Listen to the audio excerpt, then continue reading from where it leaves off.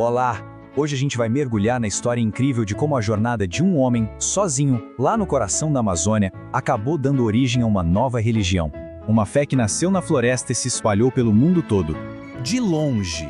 Eu venho de longe das ondas do mar sagrado. Sabe, essas são as primeiras palavras de um hino do fundador dessa religião.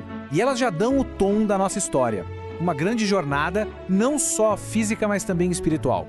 E esse aqui é o nosso protagonista, Raimundo Irineu Serra, mais conhecido como Mestre Irineu, um homem de origem bem humilde, lá do Maranhão, mas cuja busca espiritual o levaria a se tornar uma figura de impacto global. Para a gente entender de verdade a jornada do mestre, primeiro a gente precisa sacar que lugar era esse para onde ele foi. Uma terra misteriosa e francamente assustadora, que os escritores da época chegaram a chamar de Esfinge Amazônica. Então, o que significava isso, esfinge acriana? Bom, era uma metáfora para o estado do Acre no comecinho do século XX. Um lugar que era um enigma. Ou você decifrava, ou ele te devorava. Simples assim. O Acre era, na prática, uma fronteira selvagem. Um território disputado por vários países e que era praticamente esquecido pelo governo brasileiro. O grande Euclides da Cunha chegou a dizer que o lugar estava à margem da história. Era um lugar isolado, quase inacessível. E o que movia a região era o ciclo da borracha. Milhares de homens, principalmente nordestinos, foram para lá sonhando em ficar ricos. Mas o que eles encontraram, na verdade, foi um regime de trabalho brutal, com dívidas que nunca acabavam e que os prendiam nos seringais. Era uma condição muito parecida com a escravidão. Então, o cenário era esse. Um lugar instável que recebia até prisioneiros soltos na floresta para se virarem. Mas ao mesmo tempo era um caldeirão cultural fascinante, uma terra de muito sofrimento, claro, mas também de uma imensa possibilidade espiritual. É nesse ambiente que a nossa história vai acontecer. Bom, agora que a gente já entendeu o cenário, vamos seguir os passos do Mestre Irineu nessa jornada que começa, como o próprio hino dele diz, de longe. Nascido por volta de 1890, Irineu saiu de casa no Maranhão com uns 18 anos, como tantos outros jovens daquela época. E em 1912, ele desembarca no Acre, mais um migrante nordestino tentando a sorte na extração da borracha. Mas olha, isso é crucial.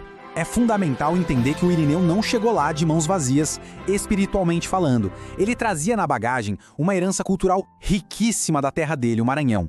Lá, tradições como a pagelança, que já misturava rituais de cura indígenas com rezas católicas e elementos de religiões afro-brasileiras, eram parte da vida dele. E essa base vai ser a chave para tudo o que veio depois.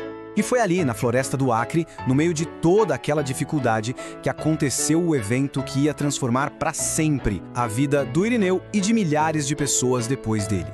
O Irineu teve contato com a ayahuasca, uma bebida sacramental que é usada há séculos pelos povos indígenas da Amazônia. E essa experiência foi o gatilho, o catalisador para uma transformação muito profunda. O relato da visão dele é impressionante. Nas palavras dele mesmo, ele descreveu ter visto dentro da lua uma princesa de uma beleza tão absurda que faria o mundo parar. Essa entidade que ele depois identificou como a Rainha da Floresta, a própria Virgem Maria, se apresentou e deu a ele uma missão. A partir dessa visão, o Irineu rebatizou a bebida. Ele passou a chamá-la de Daime. Esse nome vem do verbo dar, como nos pedidos que ele fazia nos hinos dele. Dai-me força, dai-me amor. Foi o primeiro passo para ele criar a própria doutrina, já se diferenciando das tradições que a originaram. Com essa missão clara na cabeça, Mestre Irineu começou o trabalho de transformar aquela experiência tão pessoal numa fé estruturada. Uma doutrina que pudesse ser compartilhada com outras pessoas, com uma comunidade. O Santo Daime é um exemplo fantástico do sincretismo religioso brasileiro. Pensa que ele foi tecendo fios de várias tradições. A base é o uso indígena da ayahuasca, claro. A isso ele somou as influências afro-brasileiras que trouxe do Maranhão. Depois, uma camada forte de catolicismo popular, com santos, rezas, e ainda por cima, elementos de correntes esotéricas que circulavam na época. Um bom exemplo dessa fusão é a Cruz de Caravaca. Ele adotou essa cruz de 2 barras, de origem espanhola, como símbolo central. Ela já era super popular no meio esotérico e xamânico da Amazônia, então era perfeita para unir o cristianismo a um simbolismo mais místico. E como a doutrina era ensinada? Através da música. Mestre Irineu dizia que recebia os hinos direto do plano espiritual. E esses hinos, que foram sendo juntados em inários, se tornaram a Bíblia, a liturgia e o manual de conduta da nova fé. Tudo em um. E assim, o que começou como visões e canções no meio da floresta foi sendo colocado no papel. Anotações, registros, até partituras musicais. Tudo isso foi transformando uma tradição que era puramente oral em uma religião com um corpo de ensinamentos bem definido. Vamos agora para a parte final da nossa análise. Vamos ver como essa fé fincou raízes de vez e qual foi o legado que o mestre Irineu deixou. A doutrina finalmente ganhou uma casa. Mestre Irineu fundou a comunidade do Alto Santo, ali pertinho de Rio Branco. E esse lugar virou o coração da religião, um centro espiritual onde os seguidores podiam viver e praticar seus ensinamentos em paz. O legado do mestre Irineu é, sem dúvida, imenso. Ele fundou uma religião que é a cara do Brasil, criou uma doutrina única baseada em hinos, estabeleceu um centro físico para sua comunidade e, o mais importante, deu início a um movimento que saiu de um seringal remoto no Acre e hoje tem seguidores em vários países do mundo.